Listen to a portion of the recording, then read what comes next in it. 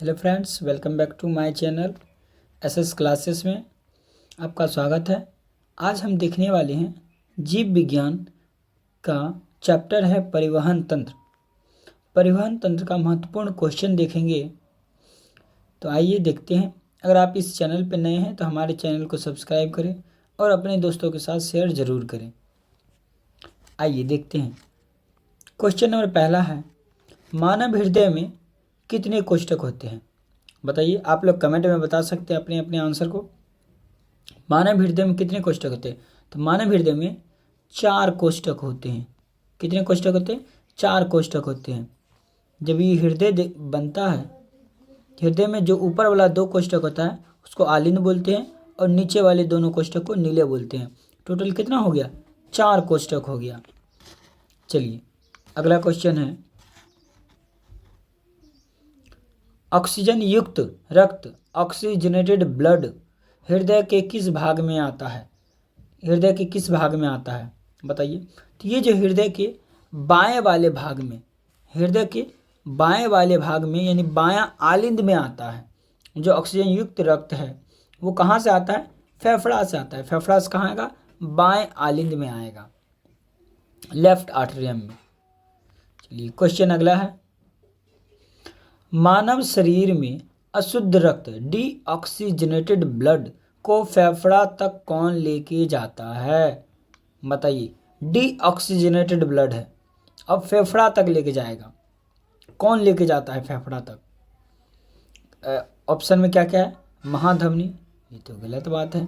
महाधमनी में तो शुद्ध रक्त बहता है, ये अशुद्ध रक्त है। महाशिरा, महाशिरा ये क्या करता है? ये आता है डीऑक्सीजनेटेड ब्लड को ही लाता है, लेकिन ये जो है विभिन्न अंगों से हृदय में लेकर आता है। ये भी गलत हो जाएगा महाशिरा। फुफ्फुसीय धमनी, देखो ये जो फुफ्फुसीय धमनी में जो है अशुद्ध रक्त बहता है, और ये क्या कह रहा है? मानव शरीर में अशुद्ध रक्त को फेफड़ा तक कौन लेके जाता है? तो कौन लेके जाता है?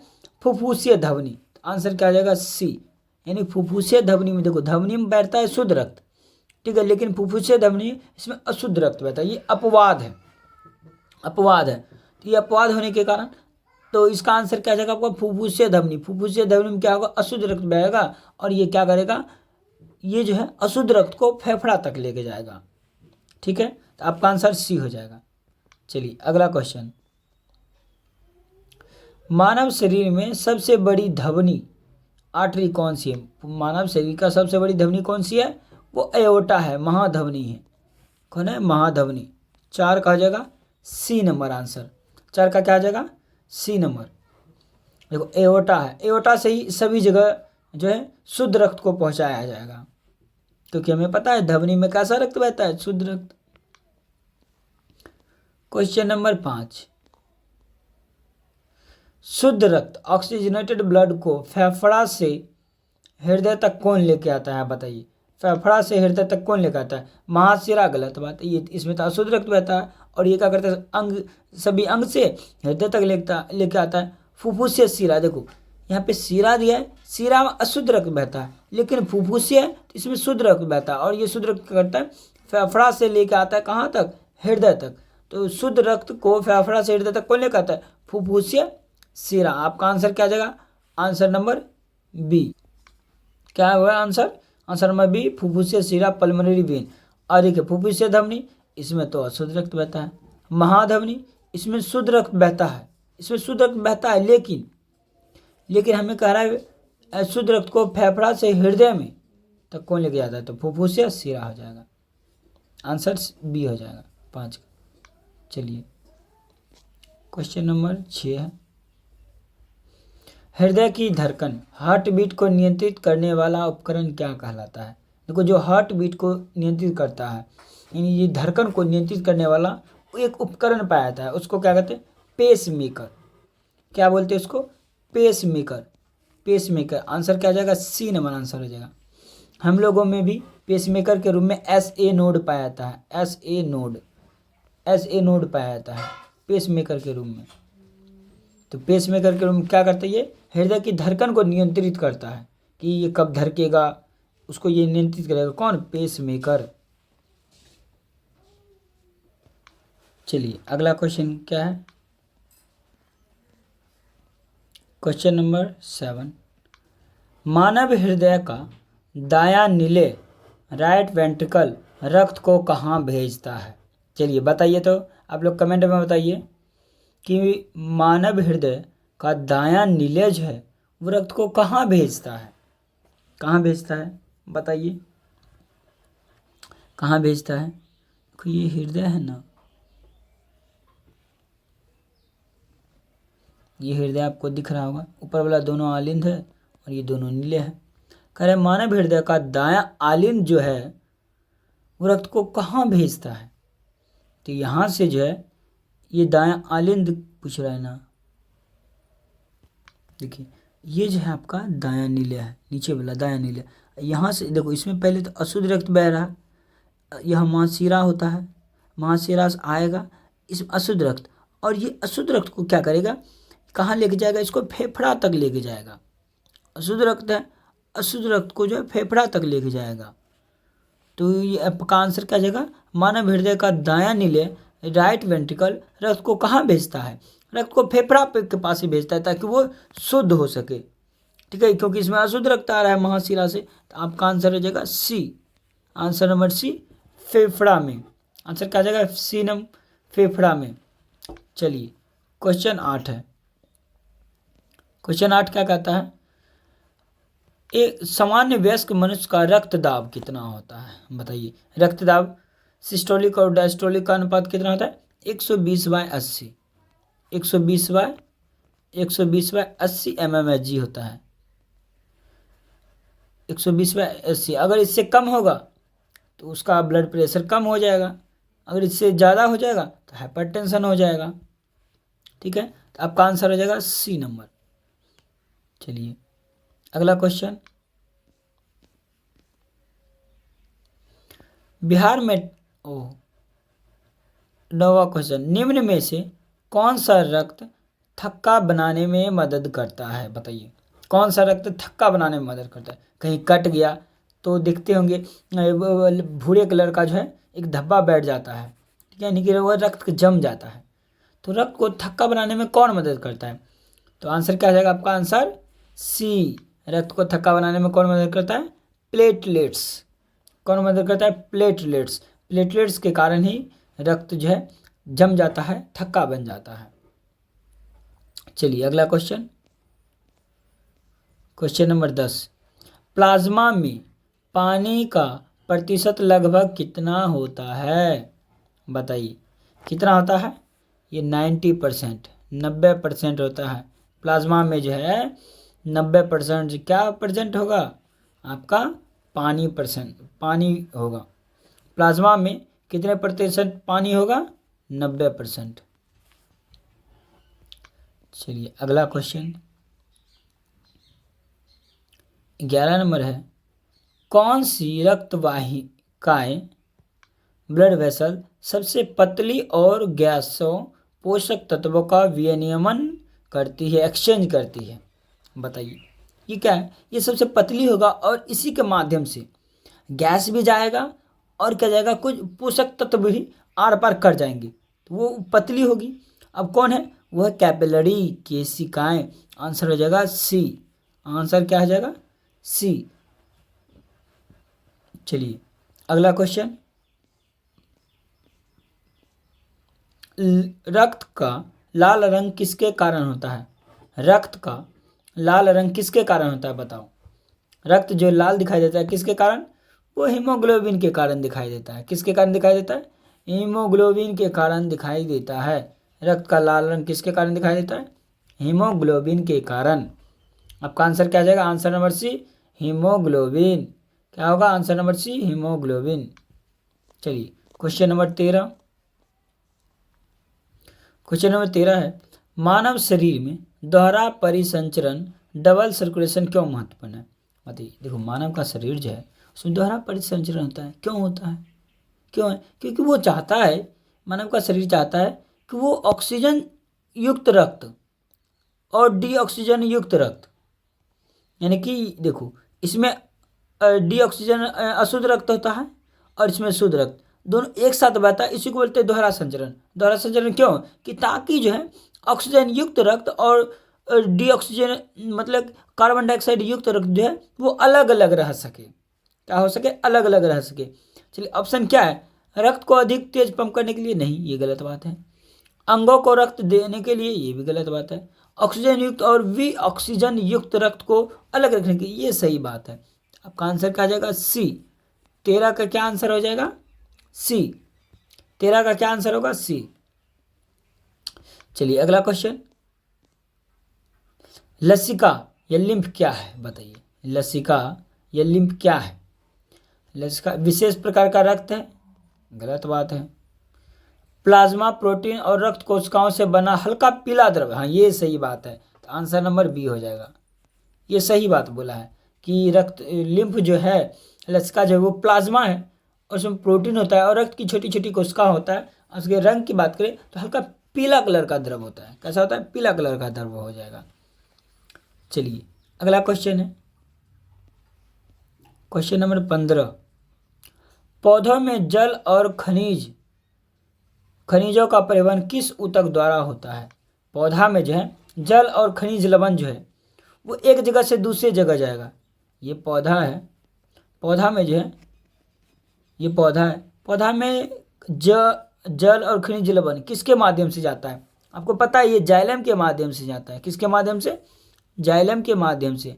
आंसर क्या जाएगा? जाइलम। और खाद्य पदार्थ फ्लोएम के माध्यम से जाएगा। चलिए अगला क्वेश्चन, क्वेश्चन नंबर 16। पौधों में भोजन का परिवहन किस ऊतक द्वारा होता है? पौधों में भोजन का परिवहन अभी तुरंत बताएं। खाद्य पदार्थ का संबंध किसके द्वारा होता है? फ्लोएम के माध्यम से। आंसर क्या जाएगा? B, phloem. आंसर क्या आ जाएगा? B, phloem. क्या हो जाएगा? B, phloem. चलिए क्वेश्चन नंबर 17।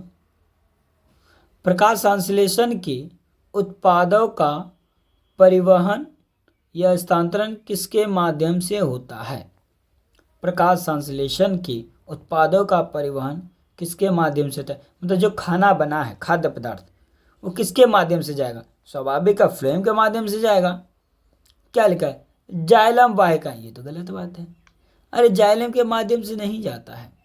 चालनी ने लिखा किसका, किन तत्वों का, मतलब इसका मेन क्या है तत्व? इनका मेन तत्व फ्लोएम, यानी फ्लोएम जो है 4 प्रकार के तत्वों से मिलकर बना होता है।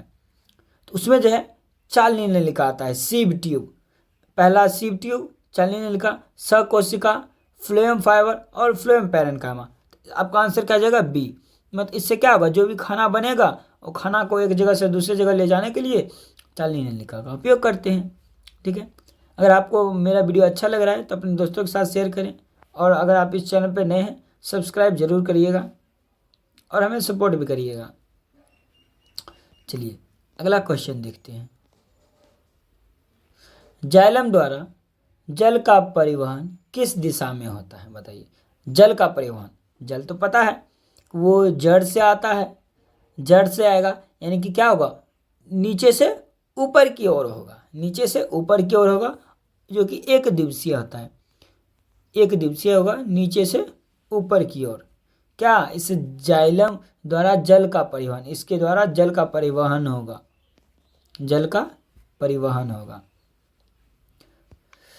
चलिए क्वेश्चन नंबर 19। फ्लोएम में भोजन का हस्तांतरण ट्रांसलोकेशन किस रूप में होता है? यानी कि पौधे में जो है भोजन का एक जगह से दूसरी जगह जाना, भोजन जो जाता है फ्लोएम के माध्यम से जाता है। किस रूप में जाता है? वो जाता है सुक्रोज के रूप में। किस रूप में? सुक्रोज के रूप में। सुक्रोज के रूप में एक जगह से दूसरी जगह जाता है। चलिए क्वेश्चन नंबर 20 है। पौधों में रंध्र स्टोमाटा का मुख्य क्या कार्य है? बताइए। देखो ये इसका मुख्य कार्य है कि गैसों का जो ये पत्ता है, पत्ता में रंध्र स्टोमाटा होता है। इस प्रकार का स्टोमाटा आपको देखने को मिलेगा। ये स्टोमाटा क्या करता है? बाहर से कार्बन डाइऑक्साइड लेके आता है। ठीक है, और जब प्रकाश संश्लेषण की प्रक्रिया होती है तो O2 निकलता है, यहाँ से O2 को बाहर कर देता है ये रंध्र के माध्यम से। मतलब गैसों का आदान प्रदान हो रहा है और जब वाष्पोत्सर्जन की क्रिया होती है तो इसी से जल निकलता है। तो आपका आंसर क्या आ जाएगा? इसका आंसर क्या आ जाएगा? सी, गैसों का विनियमन और वाष्पोत्सर्जन किसके माध्यम से होता है? स्टोमाटा के माध्यम से होता है। किसके माध्यम से? स्टोमाटा के माध्यम से। चलिए 21 नंबर क्वेश्चन 21 क्या कहता है? वाष्पोत्सर्जन, ट्रांसपैरेशन क्या है बताइए। देखो पत्ती है ना, पत्ती में स्टोमाटा होता है, रंध्र होता है, उससे जल जो है वाष्प के रूप में निकलता है, जिसको क्या कहते हैं? वाष्पोत्सर्जन। तो पत्तियों से जल का वाष्प के रूप में निकलना क्या कहलाता है? वाष्पोत्सर्जन। पत्तियों से जल का वाष्प के रूप में निकलना क्या कहलाता है? वाष्पोत्सर्जन। तो आंसर क्या आ जाएगा आपका? B, answer number B. चलिए अगला क्वेश्चन देखते हैं 22 नंबर। शरीर में रोग प्रतिरोधक क्षमता का कार्य कौन करता है? मतलब रोग प्रतिरोधक क्षमता मतलब होता है कि वो हमें बचाता है, किसी भी बीमारी से बचाने का कार्य कौन करता है? रक्षा का कार्य कौन करता है? गार्ड का कार्य कौन करता है? वो करता है श्वेत रक्त की कोशिका WBC। ये रक्षा का कार्य करता है, गार्ड का कार्य करता है। ठीक है, जिस तरह से किसी घर को रक्षा करने के लिए गार्ड चाहिए ना, वो काम करता है WBC। हमारे शरीर में WBC प्रतिरक्षा का काम करता है। चलिए अगला क्वेश्चन। रक्त का दाब, ब्लड प्रेशर मापने के लिए किस उपकरण का उपयोग किया जाता है? तो हमने जो वो बताया था 120, ये जो ब्लड प्रेशर है 120/80, इसको किससे मापा जाता है? उस यंत्र का क्या नाम है? उस यंत्र का क्या नाम है जो ये नापता है? तो उस यंत्र का नाम है स्फेग्नोमैनोमीटर। स्फेग्नोमैनोमीटर। देखो अब तुम लोग देखा होगा क्या करता है, ये आर्म में बाजू में एक क्या कहते हैं, एक कपड़ा जैसे संरचना होता है, उसको फुलाया जाता है, यहाँ पे प्रेशर बनता है, आर्म बाजू में प्रेशर बनता है। तो वो जो मशीन है ना, वो मशीन का, उसी मशीन का नाम है स्फेग्नोमैनोमीटर।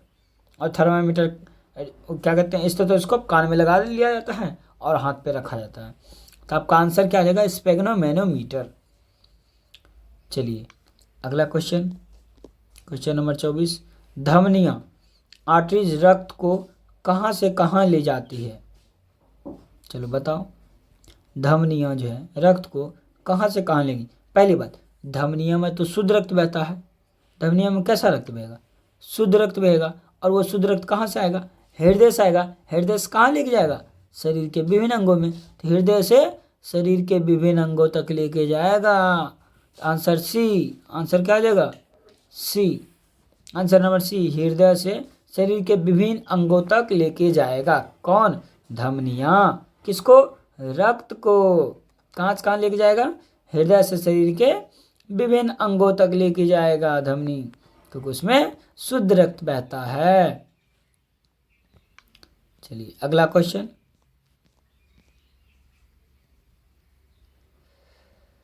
शिराएं रक्त को कहाँ से कहाँ ले जाती है बताओ? शिराएं, देखो शिरा है, वेन है, इसमें अशुद्ध रक्त बहता है। अशुद्ध रक्त बहेगा तो शरीर के विभिन्न अंगों से हृदय तक लेके आएगा। तो अंगों से हृदय तक लेके जाता है। शिरा क्या करता है? अंगों से हृदय तक लेके आता है क्या? रक्त को। किसको?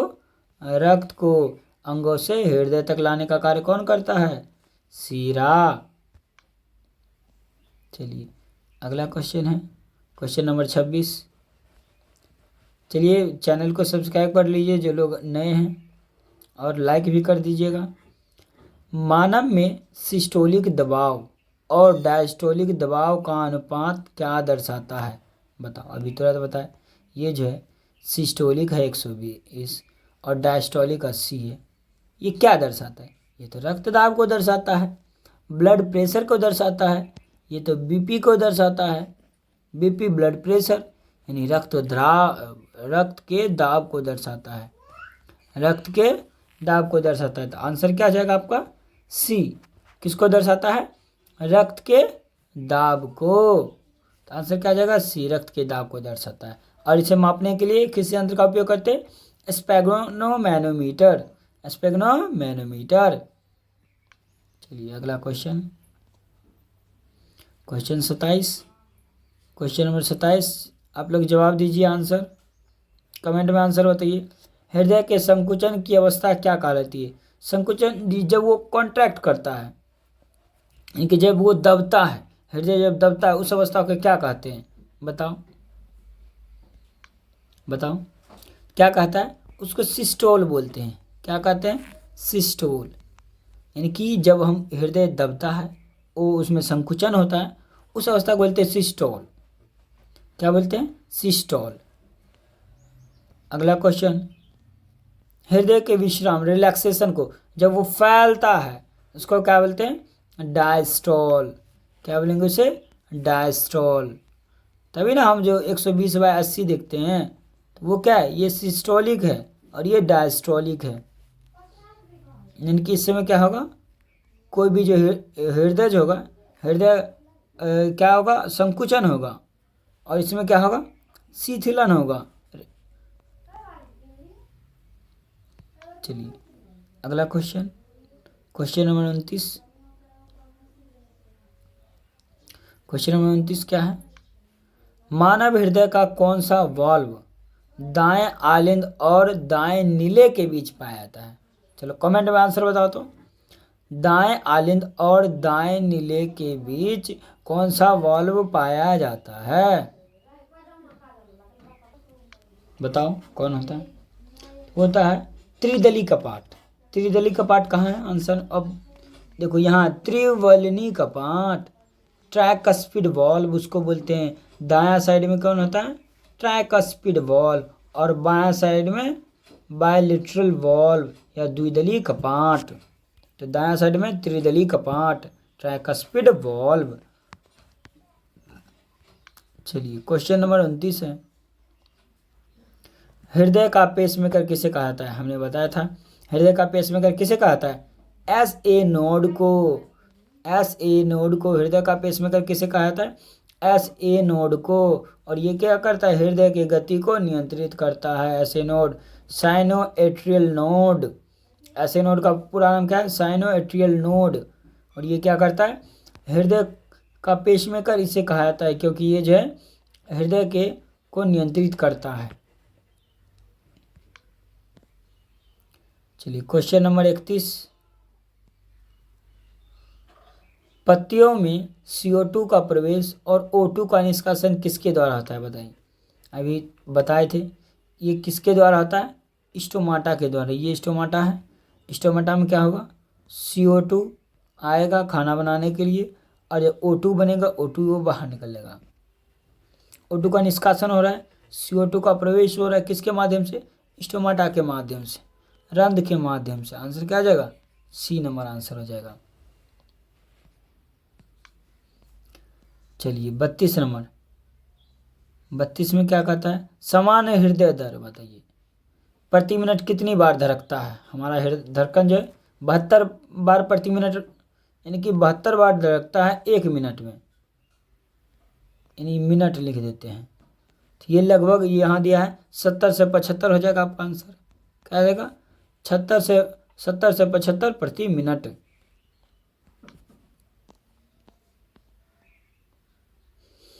किस रक्त वाहिनी में वाल्व नहीं पाया था? बताओ किस रक्त वाहिनी में वाल्व? देखो रक्त वाहिनी दो प्रकार का है, सीरा है और धमनी है। ठीक है, देखो जिसमें अशुद्ध रक्त बहता है उसको सीरा बोलते हैं। क्या बोलते हैं? सीरा बोलते हैं, जिसमें अशुद्ध रक्त पाया जाता है। और जब उसमें शुद्ध रक्त पाया जाता है उसको क्या बोलते हैं? धमनी बोलते हैं। जब शुद्ध रक्त है वो शरीर के विभिन्न अंगों में जा सकता है, कोई दिक्कत नहीं है, लेकिन अशुद्ध रक्त जाएगा तो दिक्कत हो जाएगा। इसीलिए जो है अशुद्ध रक्त जाएगा तो दिक्कत हो जाएगा। अशुद्ध रक्त किस में बहता है? सीरा में। तो आंसर क्या जाएगा? वॉल्व। ये हो जाएगा सीरा। सीरा में क्या होगा? वॉल्व पाया जाता है। वॉल्व किस में पाया जाएगा? सीरा में, उसे रोकने के लिए। चलिए क्वेश्चन नंबर 34, जाइलम और फ्लेम को क्या कहते हैं? बताइए। जाइलम और फ्लेम को क्या कहते हैं? संवहन ऊतक या संवहनी ऊतक, वेस्कुलर टिश्यू या वेस्कुलर बंडल। तो आंसर क्या हो जाएगा आपका? बी, संवहनी ऊतक। जाइलम और फ्लेम को क्या कहते हैं? संवहनी ऊतक।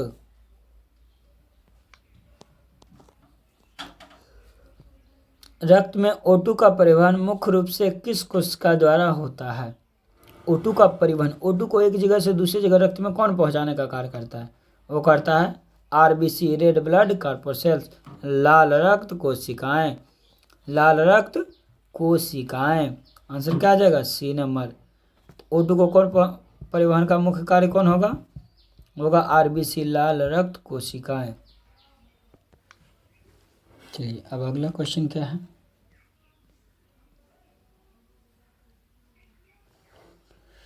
अगला क्वेश्चन है मानव हृदय में कितने कोष्ठक होते हैं? ये तो हो गया था। मानव हृदय में कितने होते हैं? 4 होते हैं।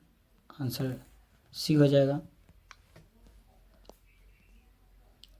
क्या है? ऑक्सीजन युक्त ऑक्सीजनेटेड ब्लड हृदय से शरीर के विभिन्न अंगों में ले जाने वाली रक्त वाहिनी क्या कहलाती है? बताइए। ऑक्सीजन युक्त रक्त बहेगा और शरीर के विभिन्न अंगों में जाएगा, उसको क्या बोलेंगे? धमनी, आर्टरीज बोलेंगे। आंसर क्या आ जाएगा? बी हो जाएगा आपका। चलिए अगला क्वेश्चन, रक्त का वह कौन सा घटक है जो ऑक्सीजन परिवहन करता है? ऑक्सीजन का परिवहन करता है, वो कौन सा घटक है? वो है RBC, लाल रक्त कोशिकाएं, क्योंकि उसमें हीमोग्लोबिन होता है और एक हीमोग्लोबिन जो है 4 ऑक्सीजन के अणु को का स्थानांतरण करता है या परिवहन करता है। आंसर क्या आ जाएगा? C number. आंसर क्या आ जाएगा? C number. चलिए अगला क्वेश्चन क्या है? मानव शरीर में रक्त परिसंचरण तंत्र की खोज किसने की थी? तो किसने की थी? ये विलियम हार्वे साहब ने किया था।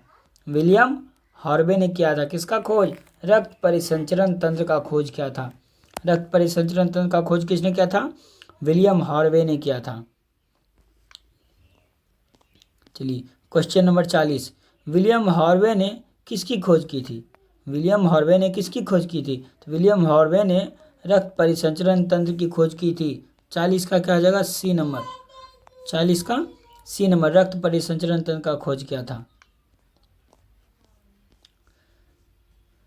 लसिका लिम्फ का रंग कैसा होता है? बताओ। लिम्फ का रंग कैसा होता है?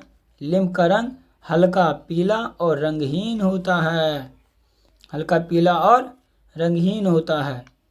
अगर आपको ये वीडियो अच्छा लगता है तो हमारे चैनल को सब्सक्राइब करें और इस वीडियो को लाइक भी करें और अपने दोस्तों के साथ शेयर करें। धन्यवाद।